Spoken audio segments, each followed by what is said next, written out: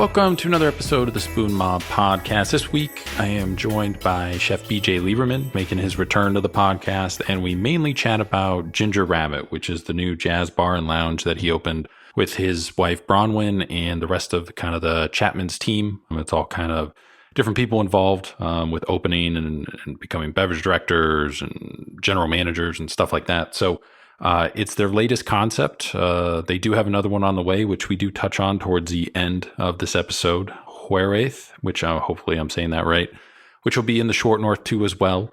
But this is all kind of about Ginger Rabbit. So if you want to hear about kind of the beginnings and the origins of Chapman's Eat Market, check out the first episode that BJ did with us. I think it's episode number 4 in the feed if you go back through it, if you never listened to it and you're new to the podcast. But otherwise, we kind of talk about how Ginger Rabbit kind of came together, the idea for it, what kind of makes it unique, especially in Columbus too as well, where, you know, we have a lot of bars and stuff like that. But Ginger Rabbit is pretty unique in that it's a jazz bar. It's dedicated to jazz. And it's one of, as I tell BJ on the episode, it's one of like 4 or 5 bars that I know of that don't actually have a TV on the wall too as well. So it's a really cool episode. I haven't been to Ginger Rabbit yet, but we are going to go soon and check it out for ourselves. Obviously, there was a big rush as soon as they announced, that they were opening everything. You can find them on Instagram. It's at Ginger Rabbit Jazz, and they're open Monday through Saturday, like 5 to 11 or something like that. The only day that they're closed on Sunday. And then also Chapman's Eat Market in German Village. They're open Monday through Saturday, dinner. They have the patio in the summer. You can walk into the bar, don't need a reservation for the bar. And then their reservation book opens on the first of the month too as well. So if you're looking to book a reservation, sometimes they have people drop out too as well.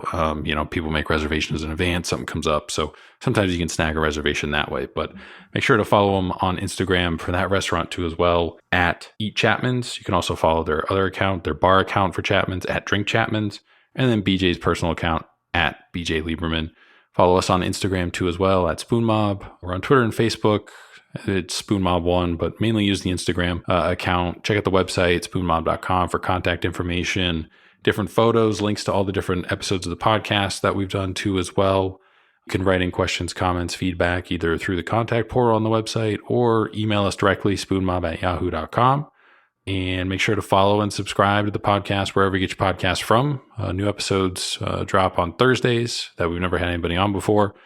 That's when Thursdays come out. These mini update episodes with returning guests are usually Monday and Tuesdays. And we just kind of do them sporadically when someone's available. Then the YouTube channel, you can subscribe to that.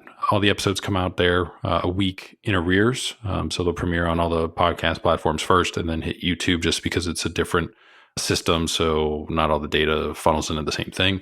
But without any further delay, here's my conversation with Chef BJ Lieberman, the owner of Ginger Rabbit Jazz Lounge here in Columbus, Ohio.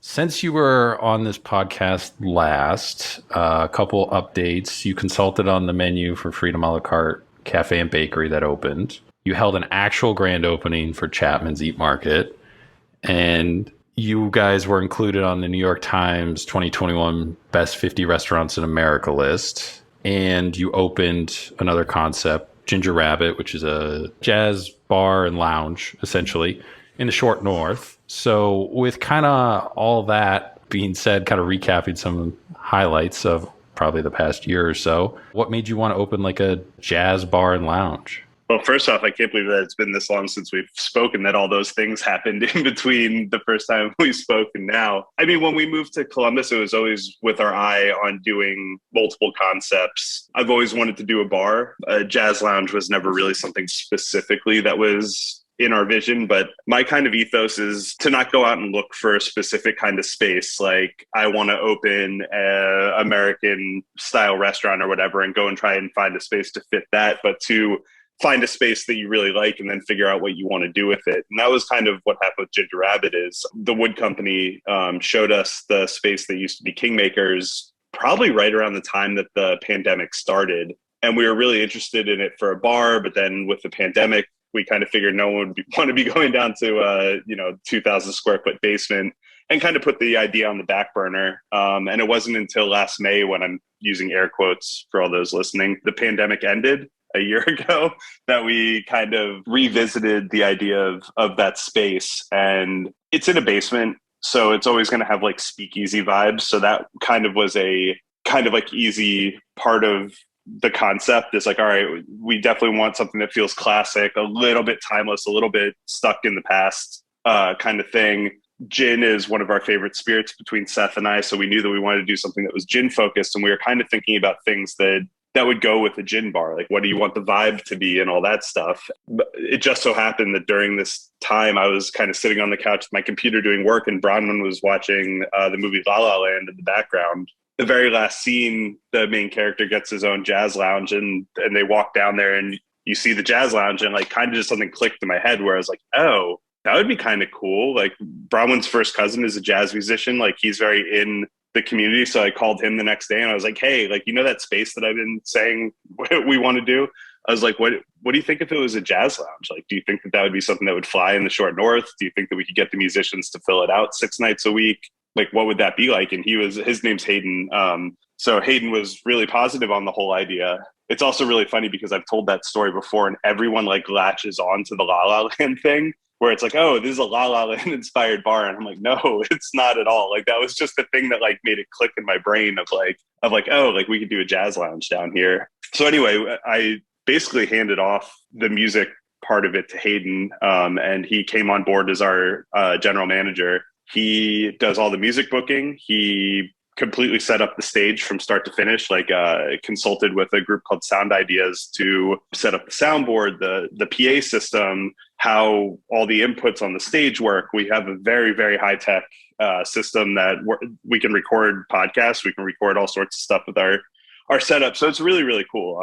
We wanted to have like the best stage in Columbus, which I think we've come really close to accomplishing. So yeah, it's really cool, and wading into those kind of waters that I don't know that well. Like, I like jazz, but I certainly don't know the musicians, the classics, all that stuff. So this has been a really cool learning experience for me. I'm starting to recognize songs that people are kind of playing with their own arrangements and stuff like that. So, and when Hayden's off, I need to run the soundboard. So I've been really engaged in like how to balance music, how to work all the ins and outs of a really complicated system. So yeah, that's where kind of like the idea of doing the jazz lounge came from. Like I said, the cocktails are mostly gin inspired. It was kind of the same thing with Seth, where I was kind of like, you understand the vibe that we're going for. I'm not a bartender. Like, just what format do you want to do? And he said, I kind of want 7 to 10 classic cocktails that people haven't really heard of, like not like old fashions and stuff like that, but things that are like way more like deep divey, that have history, that even relate to like jazz and jazz lounges in Paris in 1956 or like whatever.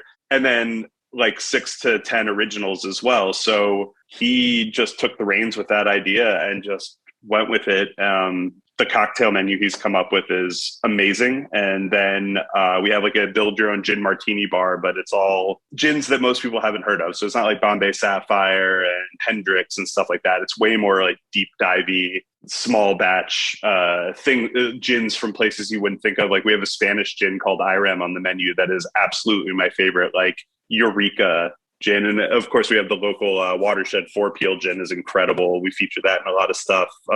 So it's really cool. I mean, it's a really nice menu to explore, a lot of stuff for everyone, but also educational, which I think is a really underutilized part of what it is that we do as an industry. Is like, we have the opportunity to educate people on things that they didn't necessarily know that they like. So getting to introduce gins, getting to introduce vermouths, getting to introduce classic cocktails that people maybe have never heard of, or were like the precursors to cocktails that they do know, has been a really fun exercise. I think when people think Columbus, obviously you don't think jazz, but there is, I don't want to call it like an underground jazz scene, but there are a handful of places, mostly out in like the suburbs, that would have jazz nights. So you guys have kind of been able to almost centralize that and just open up like another aspect. It's really interesting. I love history, obviously. I feel like it's a really important part of food culture in general, is understanding like where things come from, why they are that way. And jazz and Columbus actually have a really interesting, if not heartbreaking, relationship with one another. Columbus is basically between St. Louis and Chicago as far as like the paths traveled. And those were 2 huge jazz cities. I don't want to misstate this, but I believe in like the 1930s, 1940s. So Columbus actually has a really, really rich tradition of jazz halls, jazz lounges, places like that, that a lot of the really famous people that were coming from Chicago, St. Louis, back and forth would stop here and do things here. And it was kind of during, unfortunately, redlining and what kind of like divided our city that it kind of killed our jazz scene in the 1950s, 1960s. So there is a rich tradition of jazz in Columbus that, like I said, has a really tragic kind of story around it. But there are still local musicians and quite a lot of them. I mean, we have 6 nights a week live jazz, and we have different people playing every single night. And we're still constantly adding new people to the roster who are here. So we have no problem with just local artists filling out 6 nights a week. And it's not like everyone's playing every single week. Like we have people who take a month off and then come and play again, or like Alex Burgoyne, for instance, only plays every other Saturday with us with a quartet of really talented, awesome people. And like we've got at least 6 or 7 different stand-up bassists who like kind of mix and match with different bands who come through. Like it's a really, really tight community, and they all know each other, which is really cool. So like sometimes you'll see like a saxophonist play with one band and then they show up 3 nights later with a different band, and like it's really cool. And like they show up for each other. They'll come in, like a piano player will come in and watch a different group play. So we do have a really good rich scene here. And like I don't know if underground is completely accurate. I think that might have more to do with the appetite of the public to go see jazz, because these guys work all the time. Our biggest problem is finding free time in their day for us to book them. It's not like they're just sitting around waiting for us to call them. They're busy. They work all the time. So I think that there just hasn't been enough places that are dedicated to just jazz. Like places will have jazz nights, or a wedding will book a jazz band or something like that. But we really wanted to be a place that was focused on just jazz. So Yeah, the Park Street Tavern used to have a jazz night on like Tuesdays, but that's dating myself. Like that was a handful of years ago. I don't even know if that still happens or not. So the name itself, that's Alice in Wonderland, right? So that definitely has something to do with it.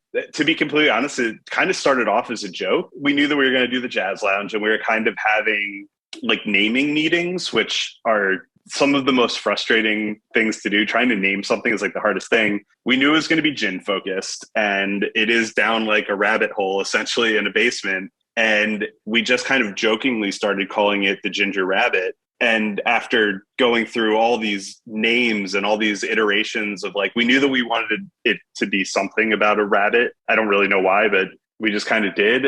One day we were just like, why are we fighting against this? We keep calling it Ginger Rabbit. We all love it. It makes sense. Like it just is what it is. So it's really cool. And then our signature cocktail is called the Ginger Rabbit. And it's, carrot juice, celery bitters, ginger syrup. So it's all things that like a rabbit would eat, theoretically, is the idea that Seth had behind it. And it's fantastic. So, it all kind of just fit together. And I feel like naming things is really hard. And I always hate names. Like I hated Rose's Luxury when I first heard it. I hated Husk. I hated Pineapple and Pearls. Like I hated them the first time that you heard it, but then it just becomes what it is. So it's kind of like at this point, I try not to fight too hard about the names, because it's like, dude, at a certain point, we're going to open and it's just going to be what people know it as. And people won't think about it too hard after. It's just like, yes, that place is called Ginger Rabbit. But yeah, I actually love the name. There's like the first place that just from like wire to wire, I was like, yeah, it's a cool name. Yeah, I think the biggest challenge with naming stuff is making sure that there's not something else out there that's too similar. Like there's been a couple people that have like opened restaurants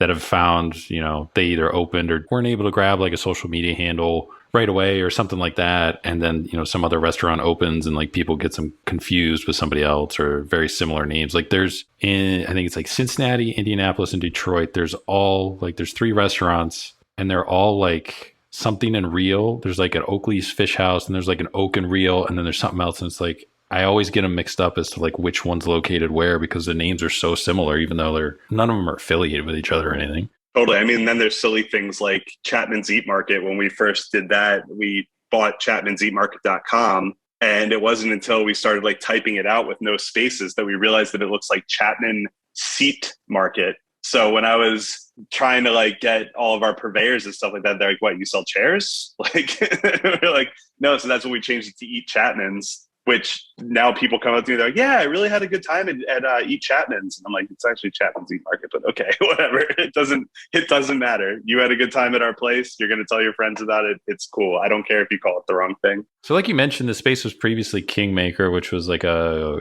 game board shop. You could go in there, play games, game nights, stuff like that. Kind of a get together place, which probably COVID did not help any business like that, I can imagine. So I want to say they actually closed shop before COVID hit. It was either before COVID or it was like right when COVID hit, they closed shop. It's rough. Like COVID definitely redefined a lot of things, and definitely a board game bar was not something that was going to thrive in that environment. It's something like, honestly, I wish that I had known that it was there, because that's something that I would enjoy. I love playing games with people. with that space, though, same design team, I think, right, as Chapman's. You guys did it pretty quick in like a couple months. The planning phase was a while, but as far as like the construction from start to finish, it really got knocked out quickly. I think that we broke ground on construction in January, if I'm not mistaken. We were done in mid-April, so like it was pretty quick. We had a minimal amount of stuff to do. It really turns out that building a kitchen is the thing that slows projects down, and we didn't have to build a kitchen here. Like the biggest piece of construction we had to do was we had to trench out part of the floor to run plumbing from. Basically all the plumbing in that space was like very old.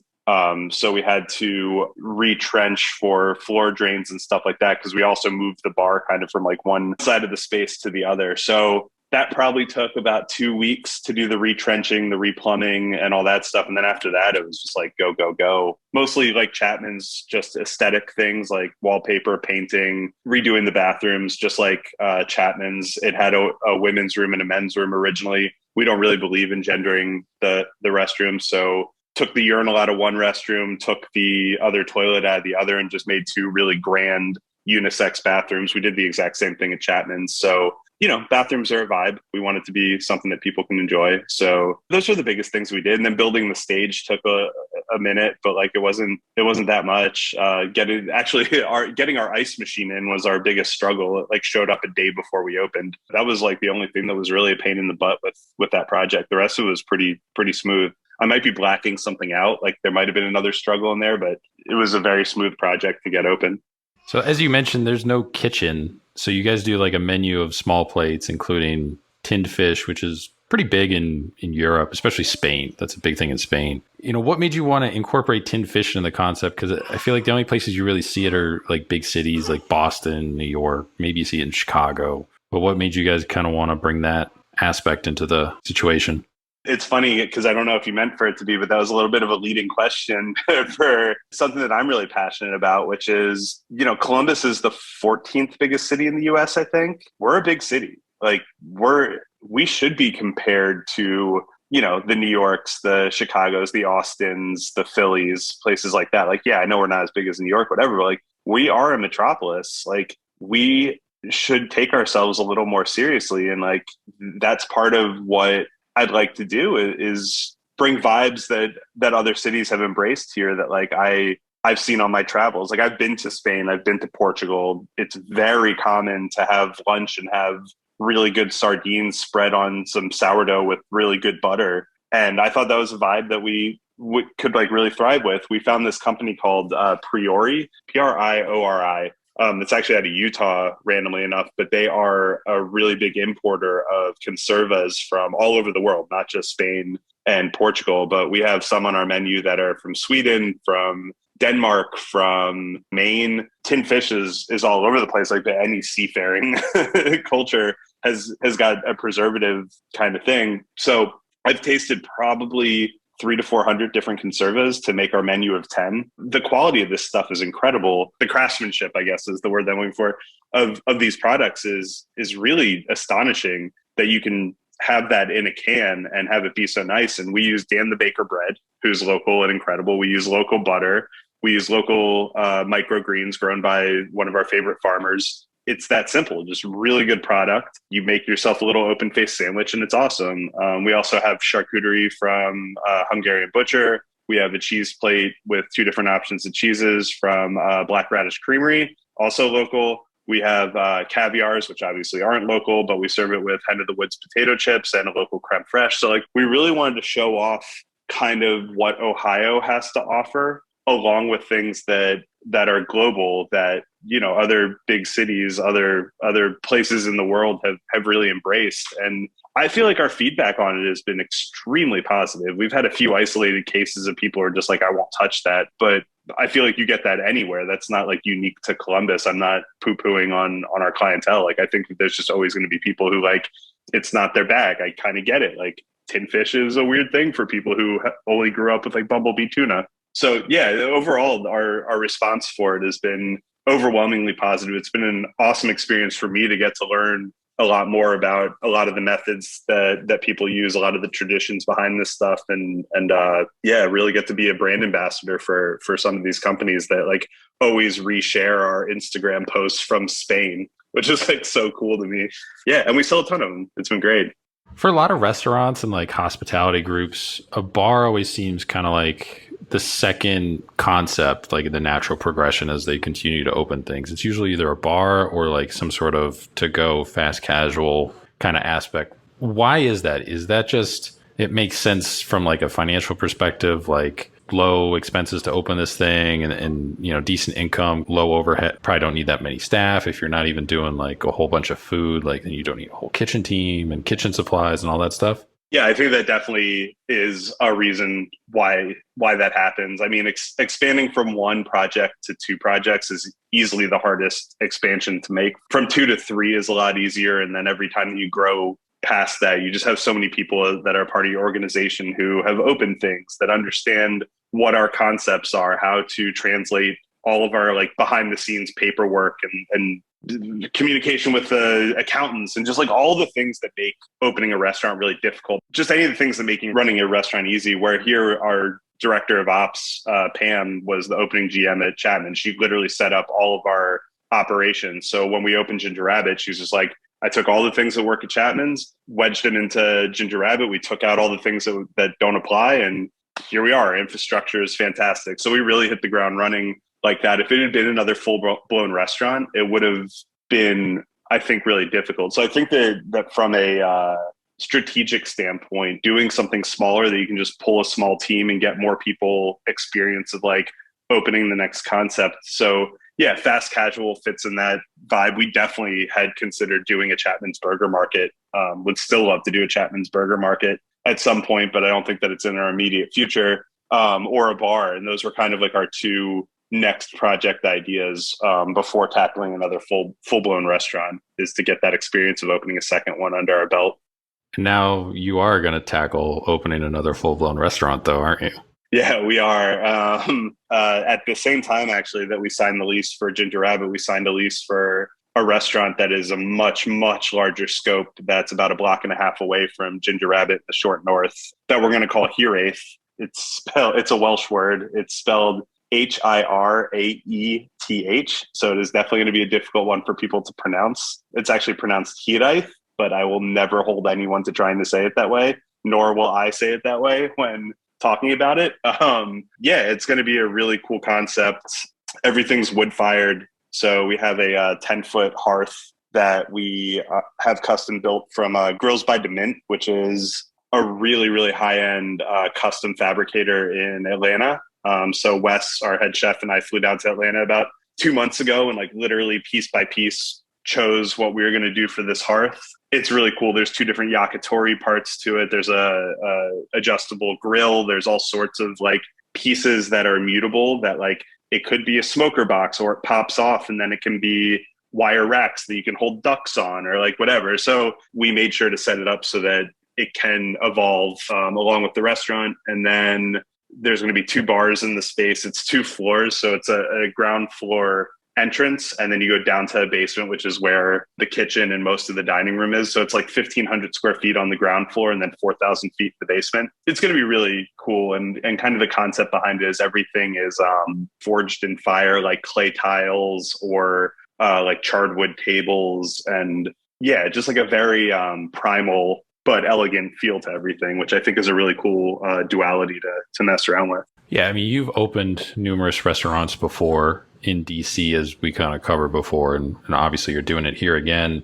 How challenging is it to make sure that the concepts there's okay with some overlap, but you want them to be kind of standalone. You want them to be different, right? So you don't want, half of the menu at Chapman's being half of the menu at like the new place. Like you want to make it its own thing too. Oh yeah, absolutely. I mean, there's no menu crossover that I can really see that we would do. Aaron, my boss in DC, always had a good saying about that, where it's like all these restaurants are the same heart with different clothes. They'll present differently, but the underlying like mission is the same. So we're here to make sure that our staff is well taken care of, are happy, that our guests are well taken care of and happy, and we're doing, all the things that we can to be good to our environment, to be good to Columbus, and all the things that are really important to us. But the way that it will present itself on the menu will be completely different than Chapman's. The way that the decor, the way that, the glassware, just everything about it will be different. I think that Ginger Rabbit and Chapman's definitely are close kin to one another, just vibes wise. I think that what we're going to do at Here Wraith is going to be a full departure from a decorating standpoint, and like an interaction standpoint from what Chapman's is. I mean, we're really specific about our hospitality. So like the way the servers are trained, all those things will be the same. Like people will be there to show you a good time. We don't take ourselves too seriously, but yeah, it's definitely going to be a different experience. What's the targeted kind of opening? Are you looking at like a year from now, or like, whatever you target, like tack on probably 4 to 6 months, probably for delays in anything. But we had originally targeted, when we signed the lease, May of this past year. So we've already blown past what our original targeted open date was. Our goal right now is to start construction in July, probably at this point towards the end of July. And I'm being told that it'll be about a 5-month construction schedule. It's an empty space right now. There's no kitchen, there's no plumbing, there's nothing. It's a warm shell. So we need to do everything. HVAC, which apparently is going to be a really big pain in the butt. We need to bring in the hoods. We need to bring in all the kitchen stuff. So it's a monumental project to undertake, and it's easily the biggest project I've been a part of, even with all the other restaurants that I've opened. Yeah, it's really exciting. It's really nerve-wracking, to be honest. It's about to be really real when we break ground in a little over a month. And then recently you got to participate in Indie Chefs, the event that was here a few weeks back. So how was that experience? It was incredible. And unfortunately, I only got to participate in about 30% of it because I was diagnosed with COVID the day of the final dinner. So I only actually got to really interact with half the chefs who were here in town for it, because the way that they do it is they had a dinner on Thursday night that half the chefs participated in, and they had dinner on Friday night the other halves did. So I was a part of the Friday night dinner. So the 12 chefs who were a part of that, we all had a really good time together. Definitely made some friends that I'll be keeping up with for a really long time. And we're all on a WhatsApp thread together that's still, like, even to this day, we were just WhatsApping. Like every single day we talk to each other, all 24 chefs on that group. So I was really bummed I didn't get to do the Sunday dinner because I was diagnosed Sunday morning with COVID. So I didn't get to, participate. So I really want to do another one,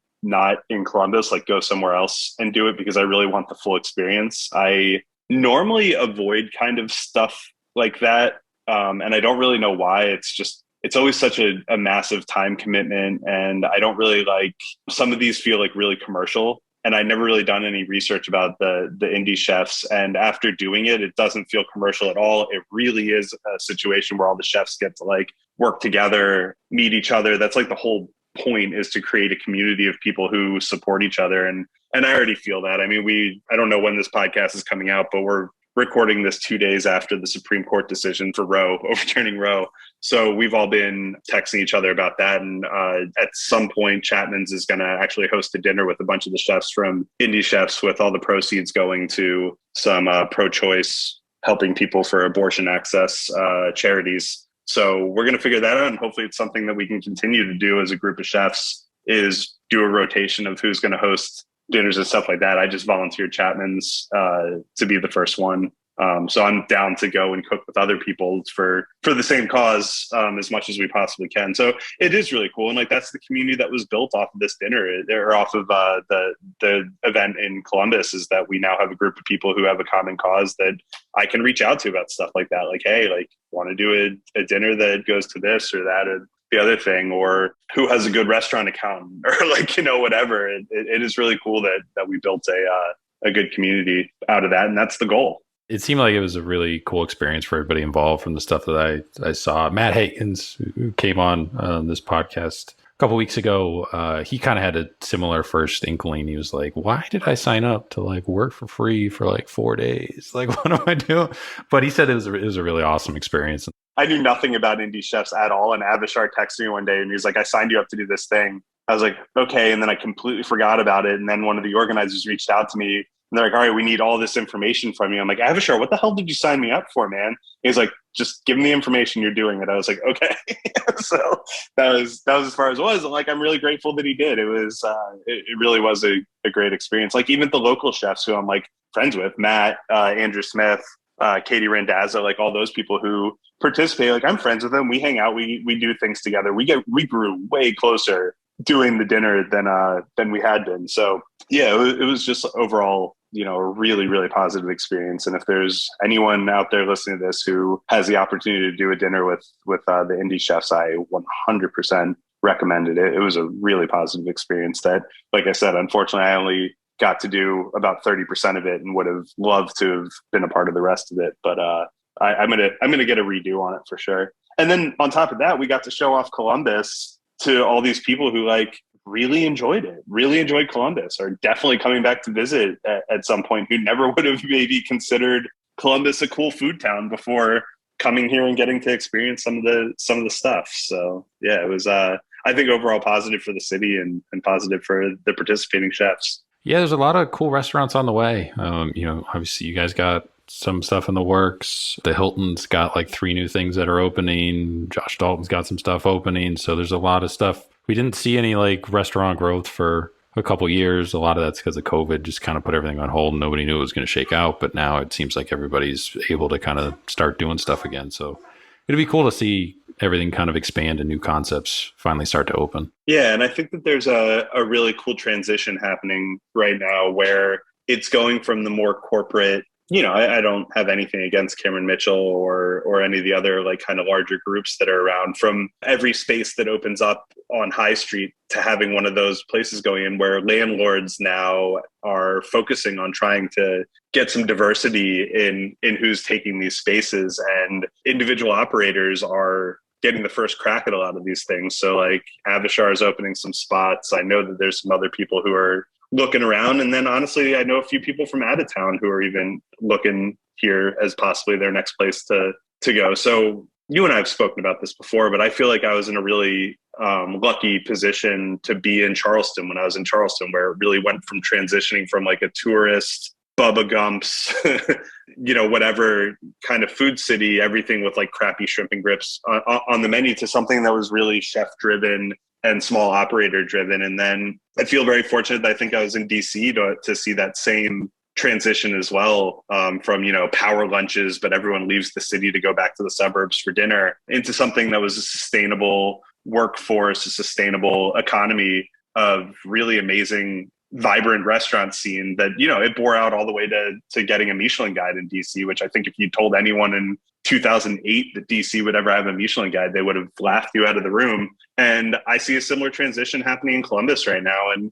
I don't know if the pandemic helped or hurt that trajectory, but definitely at this point, like, again, quote unquote, coming out of the pandemic, even though everyone has COVID still right now, but coming out of it, it definitely is something that's happening. Is the small operators, the really good small operators, are getting their chance. Our workforce is definitely tough right now, but it's better than a lot of places in the country. I can tell you that for sure. And the staff that we've had at Chapman's and Ginger Rabbit are A+ folks that, like, I'm so happy that they exist in Columbus. And we just have a really, in my opinion, a really strong workforce. I know some people will probably argue with me on that, but I'm really impressed. I really like this city. I really think that there's some cool stuff about to happen. And like, I don't think we'll ever get a Michelin guide here But I do see kind of like the same trajectory that Columbus and DC were on. I see it happening here too.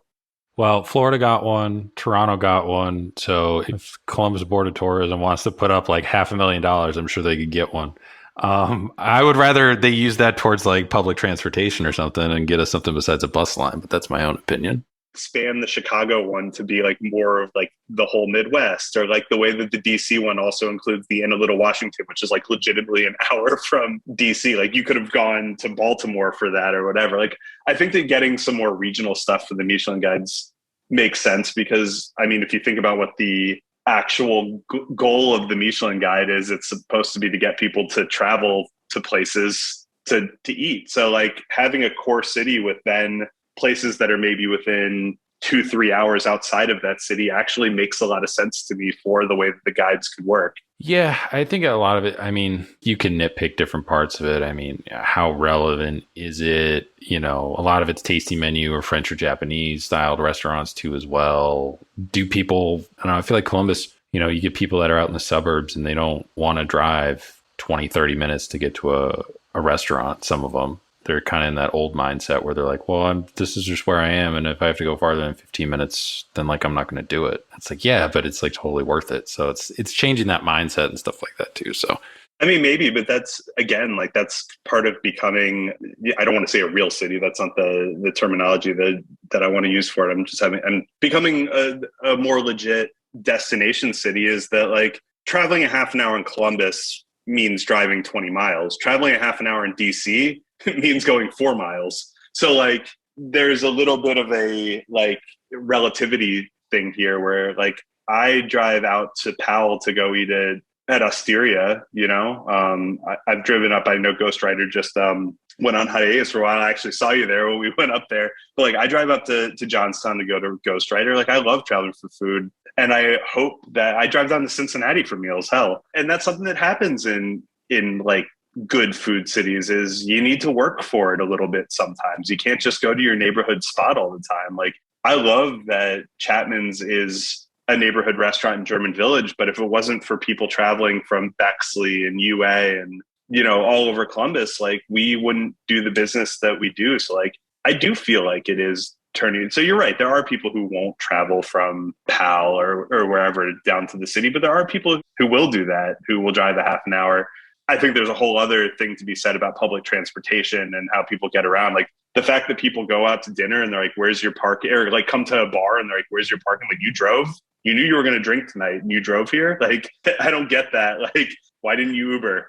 Like, okay, whatever. Like that's your life. You do you, but like, just can't believe that like people drive to go out to bars. But yeah, I think that's an interesting thing about our city too, that people just drive everywhere instead of taking any kind of public transport or Ubers or whatever. But I think that everyone knows that parking is an issue in Columbus, and it's way better than it used to be. Before, like it was just meters and you didn't know the situation. Like the app made it way easier. Now, I mean, I think right around the corner from you guys, off of, is it Buttles? There's the parking garage like right there. I think it's part of the guild house, but it's public parking. You can park there. Like there's numerous places to park. Like it's way easier than it used to be. And then actually Heraith is built in the same complex as a parking garage. So it's a parking garage, like I think 12 apartment units, and then the restaurant. And that's what the building is. It's the corner of Lincoln and Pearl, like back behind the original Jenny's. Yeah, it's a brand new construction, but the parking garage is like 80% of that structure. That's a boon for the Short North, and hopefully it's a boon for the restaurants